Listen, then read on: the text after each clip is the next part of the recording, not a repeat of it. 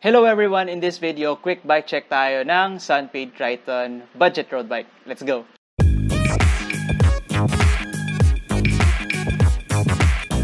Kung hindi ka pa nakasubscribe, mag-subscribe ka na to keep updated with our latest contents, videos, at future giveaways natin. So, nung January or December, I think, nagkaroon tayo ng stocks from Sunpeed ng Sunpeed Triton na road bike. Then, eventually, na-sold out agad kasi maraming naghahanap talaga ng budget road bikes, lalo na from Sunpeed. And then, few months after, which is ngayong buwan ng April, nagkaroon tayo ulit ng restocks galing sa Sunpeed ng Sunpeed Triton. Pero this time, it's more limited na. Mas naging limited na yung stock allocations. Kaya hindi tayo nakapag-allocate sa branches natin sa Leyte. So, naging available lang siya sa Tandang Sora branch natin for the Sunpeed Triton. So, dito sa video na to, ibabike check natin yung Sunpeed Triton para at least malaman natin kung ano nga ba yung binago or ano nga ba yung specs niya for this year's model or yung 2021 model ng Sunpeed Triton. So, let's go. So, yung frame niya is, of course, made of aluminum alloy, 6061. Na yung recent stocks natin sa Tandang Sora were sizes small. So, karamihan talaga is size small or size 48. Fork also is also made of aluminum alloy na overall which makes it a lightweight na budget road bike. Then, smooth weld na rin ang kanyang joints na this except, of course, sa may bottom bracket shell na area. So, yung tubings niya or yung joints niya sa head tube, most especially sa head tube, is naka-smooth weld na siya.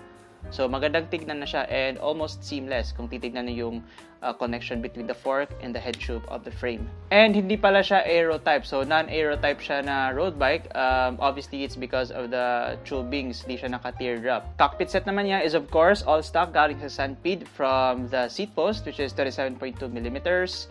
The saddle, which is from Zeus. Yung stem, headset, and then the drop bar is made of alloy from Sunpeed na rin. Now, for the brake set, Z-Star brake calipers. Rim brake type siya na brakes. And then, sa drivetrain naman niya is naka 2x8 speed siya na drivetrain or 16 speed. Then, most of its components are from Sensa. Now, Sensa Reflex ang model ng Sensa na nakakabit sa Sunpeed Triton. So, from the shifter levers or brake levers, front derailleur and rear derailleur niya is naka-Sensa Reflex na siya. So, technically, hindi siya considered as STI kasi yung STI nga is applicable for the Shimano group sets only or the Shimano road group sets.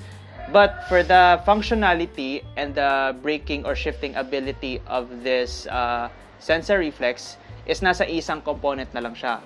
So, yung pag-brake na and then yung pag-shift nasa isang lever na siya. So, similar also sa Shimano road group sets. And I think iba ata yung tawag nila sa Sensa eh. For the Sensa, I think it's double tap technology or 3-in-1 technology. Whereas sa Shimano naman, STI naman yung tawag nila dun. Crankset naman niya is from Pro Wheel which is made of alloy and then square type seal bearing bottom bracket na rin siya. Cassette type rin ang kanyang cogs na nasa likod.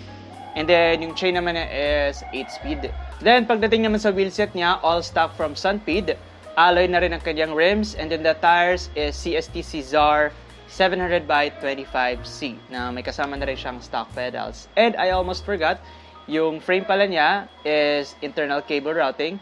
And then, naka-quick release ang kanyang drop-out. So, sa fork and then sa frame, quick release po ang kanyang mounts. So, for the price of the Sunpeed Triton na road bike, ito po ang kanyang price.